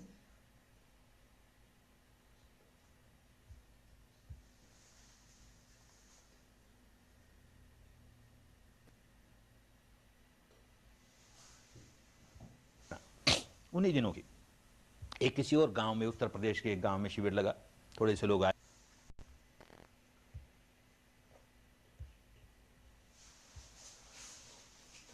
तो एक दिन हमारे पास आके कहता है कि ये 12 से 1 बजे होगा ही। जब तक इस मैं मेरा इसके प्रति आसक्ति है, बड़ा दुखियारा रहता है। भले कहे नहीं मैं मेरा, पर भीतर से मैं मेरे का भाव है, दुखियारा रहेगा ही। एक और घटना। उन्हीं दिनों की एक किसी और गांव में, उत्तर प्रदेश के एक गांव में शिविर लगा। थोड़े से लोग आए। उसमें आसपास के एक नगर का एक सन्यासी आ गया। 2 दिन 4 दिन 5 दिन बीते। तो एक दिन हमारे पास आके कहता है कि ये 12 से 1 बजे आप जो एक एक व्यक्ति को 10-10 मिनट का समय देते हो, अब तो संख्या बढ़ने लगी, 5-5 मिनट समय मिलता, उन दिनों 10-10 मिनट समय मिलता था। आप 10-10 मिनट का समय देते हो प्रश्न उत्तर के लिए। ये गृहस्थ हैं, इनके पास क्या प्रश्न पड़े हैं, इनको 10 मिनट बहुत, मैं सन्यासी हूँ, मुझको तो कम से कम आध घंटा देना होगा। अरे महाराज, नहीं देंगे आपको, क्योंकि हम जानते हैं आप क्या बात करोगे। अपनी ये दार्शनिक मान्यता, इसमें यहाँ क्यों नहीं है, वहाँ ऐसी है। हाँ, दार्शनिक बातें सब निकम्मे, न उसका हमारे दुख से कोई लेन देन, न दुख के कारण से लेन देन, न दुख के निवारण से लेन देन। ऐसी निकम्मी बात के लिए हमारे पास समय नहीं। हम भी बहुत उलझे रहे उन सारी बातों में। नहीं नहीं नहीं गोयनका जी, आप क्या कहते हैं, वो तो मैं सब समझ गया। 5 दिन हो गए आपके साथ रहते हुए, कोई दार्शनिक बात नहीं करूंगा, मैं खूब समझ गया कि वो सब निकम्मी बातें हैं, लेकिन मैं तो साधना संबंधी बात करूंगा, और आध घंटे बिना मेरा समाधान नहीं होगा। अच्छा भाई, किसी तरह से उसको आध घंटा निकाल के दिया। आया, 2 मिनट 4 मिनट तो साधना की बातें की थोड़ी सी, उसके बाद साधना की बात तो छोड़ दी, और कहने लगा उस नगर में, जिस नगर से वो आया है, उस नगर में गुरुजी आपका जो मठ है ना, मेरा मठ है, मैं उस नगर में कभी गया नहीं, और भाई मैं गृहस्थ हूं, गृहस्थ का मठ कैसे होगा, और गृहस्थ होने का इतना मोटा प्रमाण साथ रखता हूं, मेरा मठ कहां से होगा, सन्यासियों का मठ होता है, मेरा कहां से मठ हो। गुरुजी आप समझिए ना, आपका मठ है, आपका, ये आदमी क्या कहे जा रहा, मेरा मठ है। गुरुजी आपके मठ में आपका हाथी झूमता है, मेरे मठ में मेरा हाथी झूमता है, आप समझिए ना गुरुजी। इतने में तो बात समझ में आ गई। भारत बहुत बड़ा देश है ना, तरह तरह की बातें होती है इस देश में। इस देश में ऐसे लोग भी हैं जो कभी भी ये शब्द का इस्तेमाल नहीं करेंगे, मैं का या मेरा का। जब जब उनको मैं कहना होगा तो कहेगा आप, और मेरा कहना होगा तो कहेंगे आपको। समझ में आ गया, ठीक है, मेरा ही हाथी मेरा ही मठ है, ये क्या हुआ उसको। तो कहता है कि वो नगर के बीच में, तो नगर पालिका का परमिशन लिया नहीं और बिल्डिंग खड़ी कर दी, अब वहां से ऑर्डर आ गया तोड़ो इसको, और नगर के बीच में हाथी रख नहीं सकता तो ऑर्डर आ गया निकालो इसको। तो उसने कहीं से सुन लिया कि इस नगर पालिका का जो मेयर है वो कभी बर्मा गया था और इनके यहाँ कुछ दिन मेहमान बन के रहा था, तो गुरुजी आपकी ओर से 2 शब्द चले जाएंगे, आपका मठ बच जाएगा, आपका हाथी बच जाएगा। मेरा नहीं कहता, मैं नहीं कहता। कितनी आसक्ति, सन्यासी है, सब छोड़ा हुआ है, फिर भी कितनी आसक्ति और कितना दुखियारा। ये जो कुदरत का कानून है वो इस बात को नहीं देखता है कि इस आदमी ने कैसे कपड़े पहन रखे हैं। ये आदमी अपने को गृहस्थ कहता है कि सन्यासी कहता है, ये अपने को बौद्ध कहता है कि जैन कहता, कुछ नहीं देखता। आसक्ति है ना, व्याकुल करेगी, आसक्ति है ना, व्याकुल करेगी। मैं मेरे के प्रति आसक्ति आई, व्याकुल करेगी। नहीं व्याकुल करती, कब नहीं करती, कि जिसको मेरा मेरा मेरा कहे जा रहा हूं वो अनंत काल तक वैसा ही बना रहे, और जिसको मैं कहे जा रहा हूं और उसका भोग भोग रहा है मेरे का, वो भी अनंत काल तक बना रहे, मैं भी अनंत काल तक बना रहूं, और जिसको मेरा कह रहा हूं वो भी अनंत काल तक बना रहे। तो चाहे जितनी आसक्ति हो ना, क्या बिगड़ता है अपना, कुछ नहीं बिगड़ेगा। मुश्किल ये है कि जिसको मेरा मेरा मेरा कह रहा हूं वो देखते देखते नष्ट हो जाता है, मैं असहाय कुछ नहीं कर सकता। वो नष्ट नहीं होता तो जिसको मैं कर रहा हूं वो नष्ट हो जाता है। दोनों का अलगाव आता ही है, और ये अलगाव जैसे ही आया वैसे ही बड़ा व्याकुल होगा। जितनी गहरी आसक्ति होगी उतना व्याकुल होता चला जाएगा। ये बात खूब समझ में आने लगेगी, गहराइयों से अंतर जाकर के भीतर देखते देखते, प्रवचनों से नहीं। ये मैं मेरे की आसक्ति समझ में आएगी। एक और आसक्ति, मेरा दृष्टिकोण, मेरी मान्यता, मेरी परंपरा, मेरा धर्म, जिसको मेरा मेरा मेरा कह करके अपने दृष्टिकोण के प्रति, अपनी दार्शनिक मान्यता के प्रति, जिसको अपना धर्म कहता है, मेरा धर्म कहता है, उसके प्रति इतनी गहरी आसक्ति पैदा कर ली, उसके खिलाफ कोई जरा सा बोल जाए कितना तिल मिलाता है, जैसे गर्म तेल के छींट लगा दिए। नहीं सोचता कि जिसको मैं मेरा दृष्टिकोण कहता हूं, मेरा दर्शन कहता हूं, मैंने रंगीन चश्मे पहन रखे हैं, लाल रंग के तो मुझको लाल दिखाई देता है, उसने हरे रंग के पहन रखे उसको हरे दिखाई देते हैं, और हम लड़े जाएं, मैं कहूं लाल वो कहे हरा, एक दूसरे का सिर फोड़ दे, फिर भी एक दूसरे को नहीं समझा पाएंगे। अरे ये चश्मे उतरेंगे, यथाभूत जैसा है वैसे देखेगा, पर रंगों से चिपका हो गया ना, कैसे रंग वाले चश्मे उतारेगा, बड़ा व्याकुल हो जाएगा, बड़ा व्याकुल हो जाएगा। और चौथी आसक्ति, बहुत बड़ी आसक्ति, कर्मकांडों के प्रति या धर्म के ही छोटे छोटे अंग हैं उनके प्रति, शील के प्रति, और शील के भी किसी एक हिस्से के प्रति, और उस हिस्से को इतना खींच करके उसके प्रति आसक्त हो गया और कुछ नहीं करेगा, धर्म का अगला कदम उठाएगा नहीं, लेकिन इतना चिपक गया। कोई एक व्रत ले लिया, उस व्रत के प्रति, कोई कर्मकांड रोज करता है उसके प्रति, ये तो मेरा रोज का कर्मकांड है, नित्य का कर्मकांड है, ये नहीं करूंगा तो क्या हो जाएगा। क्या बेचारा शिविर में इसलिए नहीं आता कि वहां तो हमारे ये कर्मकांड छूट जाते हैं, इस मारे नहीं आता, बड़ा चिपका, छा भी गया तो मन में वो दुविधा चलती है, कर्मकांड नहीं कर रहा, ये व्रत नहीं कर रहा, इन 10 दिनों में अमुक व्रत आ गया, मैंने नहीं किया, ये तो नहीं किया, वो तो नहीं किया, बड़ा दुख होता है, बड़ा व्याकुल होता है भीतर से। और जैसे जैसे धर्म के आगे जाता बात समझ में आने लगती है कि ये सब निकम्मे हैं, सब निकम्मे हैं, फिर भी आसक्ति नहीं टूटी तो भी व्याकुल रहता है। आसक्ति जब तक नहीं टूटती है व्याकुल ही व्याकुल, व्याकुल ही व्याकुल। खूब समझ में आने लगता है, खूब समझ में आने लगता है। जब जब आदमी व्याकुल हो और अपने भीतर जाकर देखे कि व्याकुल हूं और इस व्याकुलता का क्या कारण है, तो इन चारों में से कोई ना कोई आसक्ति, कोई ना कोई उपादान अपना सिर उठाएगा। ये आसक्ति है जिसने मुझे व्याकुल बनाया, इस समय ये आसक्ति है जिसने मुझे व्याकुल बनाया, खूब समझ में आएगा। लेकिन इस व्यक्ति को तो सम्यक संबुद्ध बनना था, यहां भी गाड़ी नहीं रोकी, और गहराइयों में जाता चला गया, और गहराइयों में जाता चला गया। तो संसार के सारे दुखों को भीतर अनुभव के स्तर पर जानता हुआ अब देखता है जरा मरणं शोक परिदेव दुख दो मनस्सु पायासा संभवंती। बुढ़ापा आया, मृत्यु आई, शारीरिक दुख हुए, मानसिक दुख हुए, भिन्न भिन्न प्रकार के दुखों में से गुजरता है। क्या है इसका सबसे नजदीकी कारण? क्या है? बिना कारण कुछ नहीं होता। तो बात समझ में आई, जाति पच्चया, जाति पच्चया जरा मरणं शोक परिदेव दुख दो मनस्सु पायासा संभवंती। जाति पुरानी भाषा है, आज तो जात पात को जाति कहने लगे। उन दिनों की भाषा में जाति माने जन्म, जन्म हो गया ना, जन्म हो गया तो गुजरना ही पड़ेगा, बुढ़ापे में से भी, मृत्यु में से भी, किसी रोग में से भी, अनचाही बातों में से, मनचाही बातों के न होने से, इन सब में से गुजरना ही पड़ता है। जन्म जो हो गया, तो भाई क्यों जन्म हो गया, इसके पीछे भी कुछ कारण होगा। तो खूब समझता है गहराइयों से भीतर, भव पच्चया जाति। ये जो भव है, ये जो प्रकृति का नियम है, भव भव बिकमिंग, बिकमिंग बने ही जा रहा है, बने ही जा रहा है। मृत्यु होती तो बात खत्म नहीं होती, मृत्यु के बाद फिर बिकमिंग, बिकमिंग भव चल रहा है। ऐसा भव संस्कार बनाया अपने भीतर पत्थर की लकीर वाला कि मृत्यु के समय उसने सिर उठाया कि फिर एक जन्म आया, मृत्यु के समय उसने सिर उठाया कि फिर एक जन्म आया। ओ ये भव संसार, ऐसे भव कर्म बनाए कि उनमें से कोई न कोई मृत्यु के समय जागता है और नया भव चल पड़ता है, नया जन्म होता है। तो भव पच्चया जाति। भव क्यों बनाया, ये भव कर्म क्यों बना लिए, उसका क्या कारण है, बात समझ में आई। उपादान पच्चया भव। ये जो गहरे गहरे पत्थर वाले लकीर बनाते हैं वो उपादान की वजह से बनाते हैं। बड़ी आसक्ति है, ऐसा हो जाए, अपनी तृष्णा के प्रति बड़ी आसक्ति है, कामनाओं के प्रति बड़ी आसक्ति है, मैं मेरे के प्रति बड़ी आसक्ति है। जहां आसक्ति होगी वहां पत्थर के लकीर वाला भव संस्कार बनाएगा। तो उपादान पच्चया भव, बात समझ में आई। तो उपादान क्यों, आसक्ति क्यों होती है?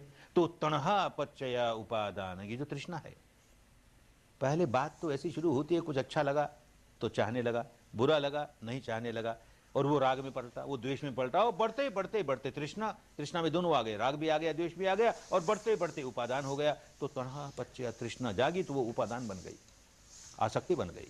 तृष्णा क्यों जागी भाई, ये राग और द्वेष क्यों जागा?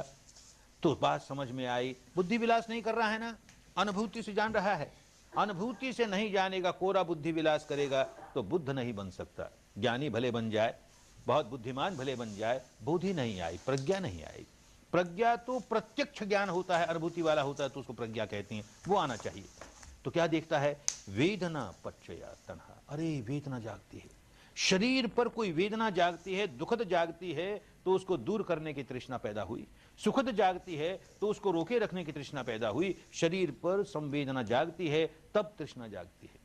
ऊपर ऊपर से यूं लगता है कि यह तृष्णा बाहर के आलंबनों पर है, बाहर के आलंबनों पर नहीं है, शरीर पर जो संवेदना है उसके प्रति तृष्णा है, राग की हो या द्वेष की हो।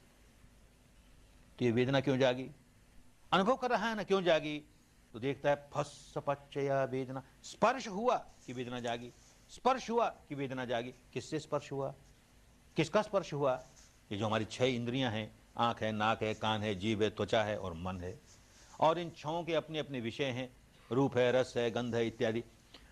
जो इंद्रिय है वो अपने विषय के साथ स्पर्श हुआ उसका कि वेदना जागी, आंख का रूप के साथ स्पर्श हुआ कि संवेदना जागी, कान का शब्द के साथ स्पर्श हुआ कि संवेदना जागी। वो स्पर्श होता है। स्पर्श क्यों होता है, तो सड़ायतन पच्चया फस, बड़ी सीधी सी बात, ये 6 इंद्रियां जो हैं, ये 6 इंद्रियां हैं, इन 6 इंद्रियों के अपने अपने विषय हैं, तो बार बार कभी इस इंद्रिय पर अपना विषय, कभी इस इंद्रिय पर अपना विषय, इसका स्पर्श होते ही रहता है। इनका स्पर्श होता है, संवेदना जागती है, संवेदना जागती है, अच्छी लगती है, राग पैदा करते हैं, बुरी लगती है, द्वेष पैदा करते हैं। ये 6 इंद्रियां, ये 6 इंद्रियां कैसी आ गई, इनका क्या कारण है, तो बात समझ में आई, नाम रूप पच्चया सड़ायतन।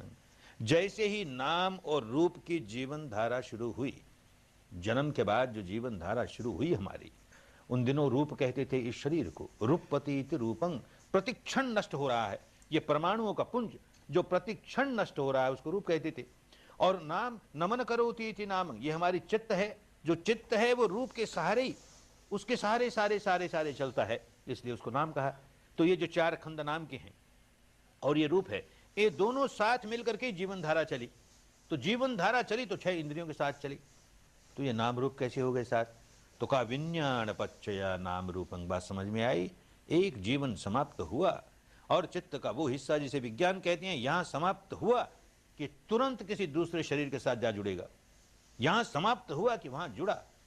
तो ये जो विज्ञान यहां समाप्त हुआ और दूसरा जाकर के जुड़ा कहीं, वो विज्ञान, च्युति विज्ञान, प्रतिसंधि विज्ञान जुड़ गया, आगे जाके जुड़ गया कहीं, अरे ये कहां से आया, ये कैसे हुआ, इसका क्या कारण है। बात समझ में आ गई, संखार पच्चया विज्ञान। ये जो संस्कार बनाए जा रहे हैं, संस्कार बनाए जा रहे हैं, माने कर्म संस्कार बनाए जा रहे हैं, प्रतिक्षण हम कर्म संस्कार बनाते हैं, हमारे कर्म संस्कार की वजह से अगले क्षण का विज्ञान उत्पन्न होता है, फिर कर्म संस्कार बनाती है, अगले क्षण का विज्ञान उत्पन्न होता है, यूं हमारी जीवन धारा चलती है। मृत्यु के समय ऐसा कर्म संस्कार सिर उठाता है जो बड़ा बलवान होता है, बहुत पत्थर की लकीर वाला होता है, इतना बलवान होता है कि इतना बड़ा उससे धक्का लगता है, एक नया जीवन ही आरंभ हो गया। अब तक तो जो संस्कार था वो इसी जीवन का विज्ञान बनाया जा रहा है, और वो मृत्यु के समय जो जागा संस्कार, उसने नया बनाया, नया जीवन दे दिया। वो संखार पच्चया विज्ञान। ये संखार कैसे बनता है, बात समझ में आ गई, अविद्या पच्चया संखार। अरे अविद्या की वजह से, क्या अविद्या है, किसी स्कूल में पढ़ाई नहीं की इसलिए अविद्या है, किसी कॉलेज में पढ़ाई नहीं की, कि शास्त्रों का पठन नहीं किया, कि बुद्धि के स्तर पर धर्म को नहीं समझा, उसको अविद्या नहीं कहा। अविद्या फिर वेदना से ही संबंधित, वेदन है तो विद्या है, अनुभव है तो विद्या है, अनुभव नहीं है तो अविद्या ही अविद्या है। जो ज्ञान अपनी वेदना से नहीं प्राप्त हुआ वो अविद्या ही अविद्या है। अपने स्वयं वेदन से जो ज्ञान जागा वो विद्या हुई। तो स्वयं वेदन से समझने लगा ये दुख है। एक ही जो संवेदनाएं जाग रही हैं, जिनको सुखद कहता हूं वो भी दुख है, क्योंकि अनुभूति से जानता है हर सुखद संवेदना अनंत काल तक नहीं रहती, देर सवेर समाप्त हो जाती है, तो बड़ा दुख आता है, क्योंकि हर सुखद संवेदना जब बदलती है तो दुखद में ही बदलती है। ऐसा अपने अनुभव से देख गया, ये दुख है, और ये दुख का कारण है, क्योंकि उसके प्रति बड़ी आसक्ति है, बड़ी तृष्णा है, इस मारे ये दुख है, दुख का कारण है। और यूं देखते देखते इस स्वभाव को तोड़ लें तो ये निवारण है, और ऐसी अवस्था तक पहुंच जाएं कि जहां पर दुख जागे ही नहीं, तृष्णा जागे ही नहीं, तो ये उसका बिल्कुल नितांत निरोध है, अब वो जागेगा ही नहीं। तो ये चारों की चारों बातें जो हैं उसको अपनी अनुभूति से नहीं जाना, तब तक अविद्या ही अविद्या है। हजार बुद्धि के स्तर पर कहता रहे मैं चारों आर्य सत्यों को समझ गया, ये दुख है, ये दुख का कारण है, ये उसका निवारण है, ये निवारण का उपाय है। अरे क्या समझ गया तुम, बुद्धि विलास करता है ना, कोई कहे ये आत्मा है, ये परमात्मा है, उसका ऐसा हो जाता है, वैसा हो जाता है। अरे क्या समझ गया, बुद्धि समझाना, अनुभव कहां हुआ तुझे, अनुभव जब तक नहीं हुआ तब तक विद्या नहीं। अविद्या ही अविद्या, अविद्या ही अविद्या। बात सारी समझ में आ गई, जड़ों तक समझ में आ गई। अविद्या पच्चया संखार, संखार पच्चया विज्ञानं, विज्ञान पच्चया नाम रूपं, नाम रूप पच्चया सलायतनं, सलायतन पच्चया फस्स, फस्स पच्चया वेदना, वेदना पच्चया तणहा, तणहा पच्चया उपादानं, उपादान पच्चया भव, भव पच्चया जाति, जाति पच्चया जरा मरणं शोक परिदेव दुख दोमनस्योपायासा संभवन्ति। एवमेतस्य केवलस्य दुख खंडस्य समुदयो होती थी। इस प्रकार दुखों का पहाड़ खड़ा कर लेता है एक अविद्या की वजह से। क्योंकि अविद्या है, क्योंकि होश नहीं है, क्योंकि अंतर्मुखी होकर के शरीर और चित्त का जो परस्पर संघर्ष चल रहा है, उनकी वजह से जो संवेदनाएं जाग रही हैं, उनको देखने का काम किया ही नहीं कभी, उसका अनुभव कभी किया ही नहीं, तो होश नहीं है, केवल ऊपर ऊपर की बातें करता है। उसकी वजह से दुख ही दुख, दुख ही दुख, दुख ही दुख। बात समझ में आ गई? जड़ों तक दुख का कारण समझ में आ गया। तो क्या रास्ता है? ये अविद्या दूर हो जाए, जड़ों से दूर हो जाए, बिल्कुल अविद्या रहे ही नहीं, प्रत्येक क्षण हम विद्यावान रहें, वेदना से को जानते रहें, तो रास्ता मिल गया। तो कहा अविद्यायत्वेव अशेष विराग निरोध। ये अविद्या बिल्कुल समाप्त हो गई। संखार निरोध, संखार निरोध विज्ञान निरोध, विज्ञान निरोध नाम रूप निरोध, नाम रूप निरोध सलायतन निरोध, सलायतन निरोध फस्स निरोध, फस्स निरोध वेदना निरोध, वेदना निरोध तणहा निरोध, तणहा निरोध उपादान निरोध, उपादान निरोध भव निरोध, भव निरोध जाति निरोध, जाति निरोध जरा मरणं शोक परिदेव दुख दोमनस्योपायासा निरुध्यन्ति। एवमेतस्य केवलस्य दुख खंडस्य निरोधो होती थी। कितना ही बड़ा दुखों का पहाड़ इकट्ठा कर रखा हो, सारा समाप्त हो जाएगा। एक अविद्या समाप्त हो तो देखता है ये अविद्या का तार तो इस सारे सिलसिले में पिरोया हुआ, इस सारी श्रृंखला में जहां देखो वहां अविद्या, जहां देखो वहां अविद्या, अविद्या ही अविद्या है। तो कहां काटें इस अविद्या को, इस श्रृंखला को कहां तोड़ें? जीवन धारा चल पड़ी, नाम है रूप है, चल पड़ी जीवन धारा, यहां तोड़ दें, आत्महत्या कर लें, कुछ नहीं बनता आत्महत्या करने से, दुख का छुटकारा नहीं हुआ। आत्महत्या करते वक्त हमारे चित्त की स्थिति क्या? बड़े दुख से भरी हुई। तो ये दुख से भरा हुआ चित्त इस समय यहां समाप्त हुआ, अगला चित्त जो नए जन्म का होगा दुख से भरा हुआ ही होगा, छुटकारा नहीं हुआ। तब क्या करें? तो ये 6 इंद्रियां हैं, इनको नष्ट कर दें। आंख कान नाक जीभ नष्ट कर दिए, त्वचा शरीर को नष्ट करो, मन को नष्ट करो, फिर आत्महत्या हो गई ना बाबा ना। तो ये बाहर के जो आलंबन है इनको नष्ट कर दें, सारा संसार भरा पड़ा आलंबनों से, कहां नष्ट कर दें? हमारी 6 इंद्रियां भी कायम रहेंगी, बाहर के 6 विषय भी कायम रहेंगे, तो हम चाहें या न चाहें उनका स्पर्श होता ही रहेगा, कहीं ना कहीं स्पर्श होता ही रहेगा। क्या करें? और स्पर्श होगा तो वेदना भी होगी ही, क्या करें? ये सारा का सारा प्रपंच हमारे वश की बात नहीं कि इससे हम बाहर निकल आए। जहां वेदना हुई, अब होश आया कि जहां वेदना हुई और हमने तृष्णा जगाई, ये हमारे वश की बात है। यहां जब तक हम अंधेरे में रहेंगे तब तक हर वेदना के साथ हम तृष्णा जगाएंगे। सुखद वेदना होगी राग की तृष्णा जगाएंगे, दुखद वेदना होगी द्वेष की तृष्णा जगाएंगे। यहां होश आ गया, इस श्रृंखला को तोड़ देंगे। ये सारी की सारी श्रृंखला यहीं कटनी चाहिए। जब तक वेदना पच्चया तन्हा, वेदना पच्चया तन्हा चल रहा है, तब तक दुख ही दुख, दुख ही दुख। और जिस दिन ये होश आ जाए, वेदना पच्चया पඤ्ञा, प्रज्ञा हो गई, अब वेदना प्रज्ञा हो गई। जो संज्ञा ये कहा करती थी कि ये तो अच्छा है, ये तो बुरा है, और उसकी वजह से राग जगाते थे, द्वेष जगाते थे, अब वो अनिच्च संज्ञा हो गई, पඤ्ञा बन गई। अरे जो अनुभव हुआ, सुखद हुआ कि दुखद हुआ, अनित्य है रे, अनित्य है रे। देख, उत्पन्न होता है, नष्ट होता है, उत्पन्न होता है, नष्ट होता है। तो अपना स्वभाव तोड़ने लगे। हर संवेदना को लेकर के या तो राग जगाते थे या द्वेष जगाते थे, अब चाहे जैसी संवेदना जगे, राग भी नहीं जगने देंगे, द्वेष भी नहीं जगने देंगे। बस रास्ता मिल गया। यही किसी बुद्ध की बोधि होती है। किसी ने कृपा की और उसके सिर पर हाथ रख दिया, आज से तो बुद्ध हो गया, जा मुक्त हो गया, ऐसा नहीं होता। अपने भीतर सच्चाई को देखते देखते देखते ये बात पकड़ में आ जाती है कि अरे, जब दुनियादारी में अध्यात्म के नाम पर जो कुछ मैं करता था, उस समय भी ये तो करता ही था कि रूप दिखे अच्छा लगे तो राग मत करना, रूप दिखे बुरा लगे द्वेष मत करना, शब्द सुने अच्छा लगे राग मत करना, द्वेष। ऐसे 6 इंद्रियों पर जो विषय लगते हैं और उनसे जो राग, जो अच्छा लगता है, बुरा लगता है, तो राग मत करना, द्वेष। अरे ये तो करता आया, फिर भी छुटकारा नहीं हुआ ना, क्योंकि बीच की कड़ी छूट गई। यही समझता था कि ये 6 इंद्रियां हैं और इनके विषय हैं, इन विषयों पर ही मेरा राग जागता है, द्वेष जागता है, तो इन विषयों से अपने को दूर रखूंगा तो राग नहीं जागेगा, द्वेष नहीं जागेगा। इसलिए कैसे राग नहीं जगाऊं, द्वेष नहीं जगाऊं? तो बुद्धि के स्तर पर बात चली, अनुभूति वाली बात छूट गई। बुद्ध होगा तो अनुभूति की बात पकड़ेगा कि भाई बाहर का जो भी विषय है वो जब मेरी इंद्रियों से लगा और लगने पर संवेदना क्या हुई, राग तब जागा, द्वेष तब जागा।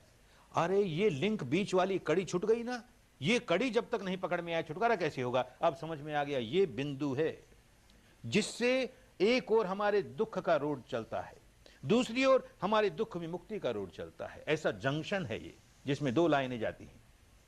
एक लाइन दुख समुदय गामिनी पटिपदा, इस रास्ते चल पड़ेंगे, यहीं से वेदना से ही चलना है। वेदना अनुभव हुई और चल पड़े तो दुख बढ़ाते हुए दुख समुदय दुख बनाए जा रहे हैं, ये एक रास्ता है। और होश आ जाए तो इसी बिंदु से, इसी स्थान से, ये संवेदना के स्थान से दुख निरोधगामिनी पटिपदा, ऐसा रास्ता पकड़ लें कि उससे दुख का निरोध हुए जा रहा है, क्योंकि हम संस्कार नहीं बना रहे, हम प्रतिक्रिया नहीं कर रहे, हम तृष्णा नहीं कर रहे। वेदना तो वैसी की वैसी, दोनों ही अवस्थाओं में वेदना का अनुभव तो होता ही है। वेदना का अनुभव न हो और कहे कि मैं मुक्त हुए जा रहा हूं, मेरा राग निकल रहा है, मेरा द्वेष निकल रहा है, धोखा ही धोखा, इससे बड़ा धोखा दुनिया में होता नहीं। और बेचारे अध्यात्म के नाम पर, साधना के नाम पर, ध्यान के नाम पर सारा जीवन खो देते हैं ऐसे धोखे में, और एक जीवन ने न जाने कितने जीवन खो देते हैं। ये बात पकड़ में आ जाए कि मेरा राग, मेरा द्वेष जागता है तो वेदना पर जागता है, और वेदना को इसलिए मुझे जानना है कि वेदना को जानूं भी और उसको अच्छा मान के राग नहीं पैदा होने दूं, उसको बुरा मान के द्वेष नहीं पैदा होने दूं, बस मुक्ति का रास्ता मिल गया। बहुत बड़े कल्याण की बात हुई। ये करने के लिए आए हैं, बुद्धि विलास करने नहीं आए। ये जो बात समझनी थी ये तो प्रवचनों में समझ जाते, पर बुद्धि समझ जाती। अब अनुभूति कर रहे हैं, अनुभव हो रहा है तो विद्या जाग रही है। देख ये संवेदना जागी, और होश नहीं है तो देख मैंने राग जगाना शुरू कर दिया ना, होश नहीं है मैंने द्वेष जगाना शुरू कर दिया ना, होश जागा मैंने राग जगाता, मैंने द्वेष जगाता, अनित्य बोध ही जगाता हूं। अनित्य है ये सारा प्रपंच, शरीर और चित्त का सारा प्रपंच अनित्य है। देख उत्पाद होता है, व्यय हो जाता है, उत्पाद होता है, व्यय। बात समझ में आ गई, अनुभूतियों से समझ में आ गई, रास्ता मिल गया मुक्ति का। जब तक ये रास्ता नहीं पकड़ में आए तब तक उलझा ही रहेगा। अपने को बौद्ध कहता फिरे, जैन कहता फिरे, आत्मवादी कहता फिरे, अनात्मवादी कहता फिरे, कुछ फर्क पड़ने वाला नहीं। जब तक ये होश नहीं आया कि राग कहां जागता है वहां उस पर रोक लगाऊं, द्वेष कहां जागता है वहां उस पर रोक लगाऊं, तब तक राग जागता ही जाएगा, द्वेष जागता ही जाएगा, अंतर्मन की गहराइयों में जागता जाएगा। ऊपर से हम संवर कर लेंगे, नहीं जगने देंगे, भीतर जागता जाएगा, जड़ों में जागता जाएगा। छुटकारा नहीं हुआ। ये छुटकारा हो, अंतर्मन से इन संवेदनाओं को देखते देखते स्वभाव पलटे। घंटे भर बैठते हैं, मुश्किल से कुछ क्षण ऐसे होंगे जबकि सचमुच सामायिक होती है, सचमुच काया उत्सर्ग होता है, संवेदना मालूम भी हुई और हमने काया का उत्सर्ग कर रखा है। हम समता में हैं, हम राग नहीं जगने देते, द्वेष नहीं जगते, हमारे भीतर अनित्य बोध की प्रज्ञा ही जागती है। जरा से क्षण ऐसे मिलते हैं, बाकी समय तो पुरानी आदत है, वैसे ही गांठें बांधी जा रही हैं। पीड़ा आती, हाय रे मरा रे, पीड़ा खत्म हो गई, बड़ा खुश हुआ, देख पीड़ा खत्म हो गई मेरी, बहुत अच्छा हुआ। तो यही राग, यही द्वेष चलता ही है। लेकिन जरा सा भी कोई क्षण ऐसे आने लगे, बड़े कल्याण की बात हुई।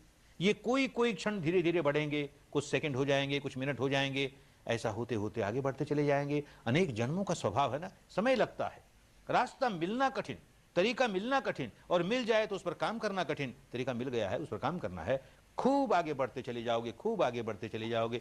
वो व्यक्ति भी इसी प्रकार यही काम करते करते मुक्त अवस्था पर पहुंचा, शुद्ध हुआ, बुद्ध हुआ। बुद्ध होने पर पहले उद्गार, बुद्ध की पहले वचन, इसके पहले तो बुद्ध नहीं था, बुद्ध होने का प्रयत्न कर रहा था, कोशिश कर रहा था।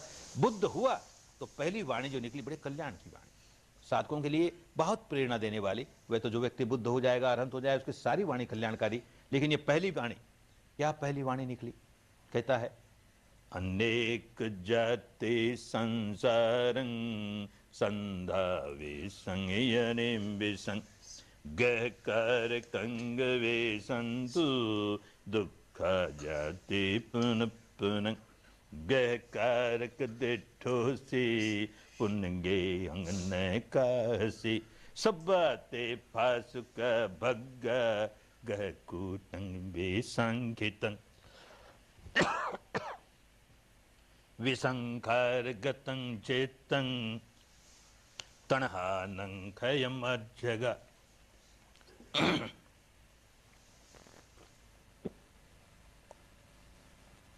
क्या कह गए? अनेक जाति संसारं। ये वो अवस्था थी जबकि सारे विकार निकल गए, मुक्त हो गया, अनंत हो गया, शुद्ध हो गया, बुद्ध हो गया। तो ऐसे समय एक शक्ति जागती है, इसके पहले ही जाग जाती है, लेकिन ऐसे समय बड़ी तीव्र होकर के जागती है कि अपने पूर्व समय की सारी स्मृतियां जाग जाती हैं।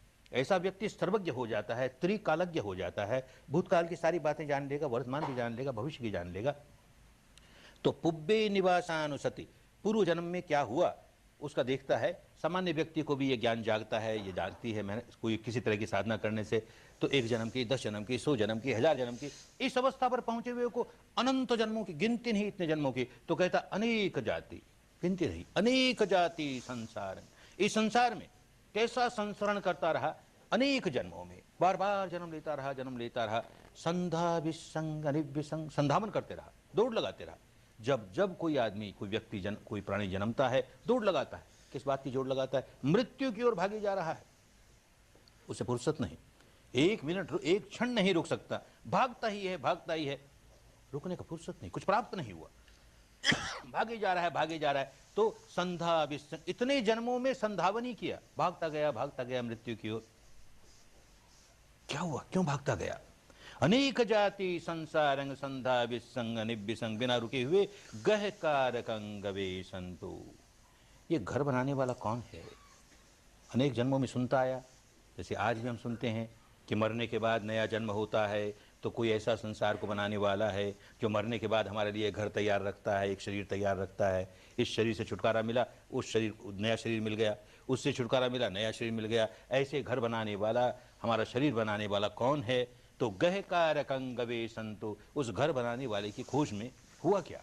अनेक जन्मों में ये प्रयत्न करता रहा, उसकी खोज करता रहा। दुख जाति पुनः पुनः, बार बार दुख में, बार बार दुख में पड़ता रहा। इस लोक में जन्मा कि उस लोक में जन्मा, कि स्वर्ग में जन्मा कि ब्रह्मलोक में जन्मा, कि स्वरूप ब्रह्मलोक की अरूप ब्रह्मलोक, जहां जन्मा फिर दुख ही आया, फिर दुख ही आया, बार बार दुख में पड़ता चला गया। आप कहता है गह कारक दिठोसी, अरे घर बनाने वाले तो देख लिया गया, अब तो देख लिया गया। गह कारक दिठोसी पुन गे हंग न काहसी, अब तू फिर मेरा घर बना नहीं सकता, कदापि नहीं बना सकता।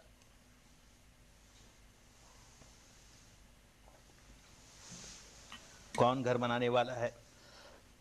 किसको देख लिया, और कैसे वो घर नहीं बना सकेगा? जब तक सुनी सुनाई बातों पर काम करता रहा, कोई घर बनाने वाला है, कोई घर बनाने वाला है, तो कल्पना ही करता था कौन घर बनाने वाला है। ऐसे 2 हाथ वाला होगा, 4 हाथ वाला होगा, या बिना हाथ वाला होगा, साकार होगा, निराकार होगा, ऐसा कोई है जो घर बनाता है। अब तो देख रहा है ना, देखते देखते देखते बात समझ में आ गई, अरे कौन घर बनाने वाला है? मेरी अपनी अविद्या ही घर बनाने वाली है, मेरे अपने विकार ही घर बनाने वाले हैं। जब जब राग द्वेष पैदा करता हूं, अपने लिए नया घर तैयार करता हूं। देख लिया उसे, उस धर्म को देख लिया, उस कुदरत के कानून को देख लिया, उस सत्य को देख लिया। अरे समझ में आ गया, सत्य ही तो ईश्वर है, परम सत्य ही तो परमेश्वर है। धर्म का दर्शन हो गया, वो कुदरत का कानून, वो रीत, वो धर्म जो अणु अणु में व्याप्त है, घट घट वासी है। संसार के सारे सजीव निर्जीव सब पर जिसकी हुकूमत चलती है, जो सब जिसे धारण करते हैं, जो सबको धारण, ऐसा धर्म, ऐसा नियम, ऐसा रीत, उसका दर्शन हो गया। अब गह कारक दिठोसी, क्योंकि दर्शन हो गया, अनुभूति हो गई, बुद्धि विलास नहीं किया। पुन गे हंग न काहसी, अब ये जो प्रपंच है भव का, मेरा पुनर्जन्म नहीं दे सकता मुझे। क्यों नहीं दे सकता? कि मैंने घर बनाने के जितने भी सामान थे, घर बनाने के लिए सीमेंट चाहिए, लोहा चाहिए, लकड़ चाहिए, ये सारे तोड़ फोड़ के फेंक दिए, कुछ छोड़ा ही नहीं। अरे क्या लोहा लक्कड़, कौन सा घर बनाने का क्या सामान है? तो कहता विसंखार गतं चित्तं, अपने चित्त को संस्कारों से मुक्त कर दिया, एक भी भव संस्कार चित्त में नहीं रह गया, सारा निकाल दिया। विसंखार गतं चित्तं तणहानं खयमज्जगा, तृष्णा को जड़ से उखाड़ के फेंक दिया। पुराने भव संस्कार जो लिए चल रहा था, वो एक एक एक एक करके इस साधना द्वारा सब निकाल दिए। तो पुराना कोई भव संस्कार नया जन्म दे नहीं सकता, क्योंकि वो सब निकाल दिए। और नई तृष्णा जगाऊंगा तो उस तृष्णा से फिर भव संस्कार बनेगा। नई तृष्णा बनाने का सारा स्वभाव ही नष्ट कर दिया, तो नया बनेगा नहीं, पुराना रहा नहीं। क्षीणंग पुराणंग नभंग नत्थि संभवंग, पुराना सारा क्षीण कर दिया, क्षय कर दिया, और नया बने नहीं, तो मुक्त अवस्था प्राप्त हो गई। ऐसी मुक्त अवस्था हर एक को प्राप्त हो सकती है। बड़ी मेहनत करनी पड़ती है, बड़ा परिश्रम करना पड़ता है। केवल बुद्धि किलोल द्वारा कोई समझे मुक्त हो जाऊंगा, बुद्धि विलास द्वारा मुक्त हो जाऊंगा, या अंधश्रद्धा द्वारा मुक्त हो जाऊंगा, भाई होने वाली बात नहीं। उन कड़ियों तक पहुंचना पड़ेगा जहां बंधन बंधते हैं। वेदना की कड़ियां हैं जहां बंधन बंधते हैं, और वहां बंधन बांधने का स्वभाव तोड़ना पड़ेगा। वो कोई करे नहीं और समझे कि मैं मुक्त हो जाऊंगा, तो भाई धोखा ही धोखा। बहुत जन्म खोए इस धोखे में, न जाने हमने भी कितने जन्म खोए हैं। कि कोई तार देगा, कोई कुछ कर देगा, कोई कुछ कर देगा, नहीं तार पाया ना, नहीं निकल पाए ना। इससे चल रही है ना इसी तरह श्रृंखला राग की, द्वेष की। क्यों चल रही है? कि हमने अपनी विद्या नहीं जगाई, स्वयं वेदन से सच्चाई को देखा नहीं कभी। बड़े भाग्य से विद्या प्राप्त हुई है। मनुष्य का जीवन मिलना बड़े भाग्य की बात होती है, और मनुष्य का जीवन मिल जाए तो शुद्ध धर्म सुनने को मिले, बड़े भाग्य की बात होती है। सुने ही नहीं बेचारा क्या शुद्ध धर्म होता है। ये हमारी परंपरा की बात, ये हमारी परंपरा की बात, ये हमारा कर्मकांड, ये हमारा कर्मकांड, बस यही धर्म है, यही सुन के रह जाएगा सारे जीवन भर। क्या शुद्ध धर्म है, कुदरत का क्या कानून है, क्या नियम है, क्या विधान है, सुन ही नहीं पाएगा। अच्छा सुन भी लिया, श्रद्धा नहीं जागेगी। ये तो हमारी परंपरा के विरुद्ध है, ये तो हमारी मान्यता के विरुद्ध है। अच्छा श्रद्धा जाग भी गई तो काम नहीं करेगा। ये चारों बात होगी तब मुक्ति आएगी। मानुषत्तं सुई श्रद्धा संयमम वीर्यं, मनुष्य का जीवन पाए, श्रुत ज्ञान हो, सुने तो, और श्रद्धा जागे, तब काम करने लग जाए। संयमं वीर्यं, संयम के साथ, संवर के साथ, वीर्य के साथ, प्रयत्न के साथ लग जाए काम में, तो मुक्ति प्राप्त कर ही लेगा। तो भाई मनुष्य का जीवन तो मिल गया, बड़े पुण्य से मिल गया। श्रुत ज्ञान भी हो गया, सुन ली धर्म की बात, उस पर श्रद्धा भी जाग गई। अब तो काम ही करना शेष है ना। ये जो 5 दिन बाकी हैं, इतना भर तो सीख लें कि काम कैसे करना है। काम तो जीवन भर का है, कौन जाने कुछ जीवन और भी लग जाए, लेकिन इतना भर तो सीख के जाए कि कैसे काम करना होता है, मुक्ति का काम कैसे करना होता है, गांठ बांधने की आदत कैसे पलटनी होती है। खूब लाभ उठाएं, बाकी बचे हुए 5 दिनों का खूब लाभ उठाएं। बड़ी मेहनत करें, परिश्रम करें, पुरुषार्थ करें, पराक्रम करें। किसी पर एहसान नहीं कर रहे, अपने भले के लिए, अपने मंगल के लिए, अपने कल्याण के लिए, अपनी स्वस्थ मुक्ति के लिए। शुद्ध धर्म के शिविर में जो आए, विद्या जागे, हर एक में विद्या जागे, प्रज्ञा जागे, अनित्य बोध जागे। अंतर मन से अपने स्वभाव को पलटते पलटते पलटते मुक्त अवस्था प्राप्त कर ले।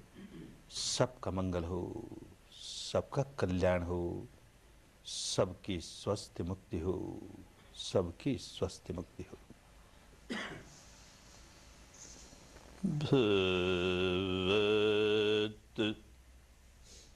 सर्व मंगलं, भवत सर्व मंगलं, भवत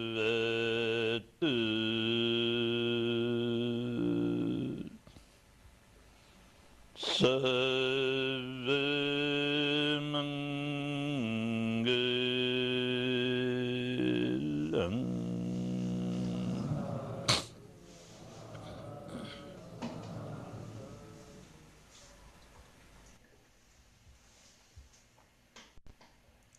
yes everyone, thank you so much. अभी आप लोगों को अगर कुछ पूछना है तो आप लोग पूछ सकते हैं।